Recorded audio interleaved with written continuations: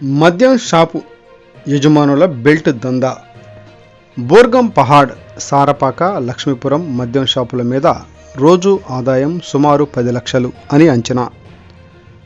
Knockout, Kingfisher, MC whisky, ivy లాంటి మద్యం wine షాపులో అమ్మకుండా బెల్ట్ షాపులకు తరలిస్తున్న సిండికేట్ దొరలు.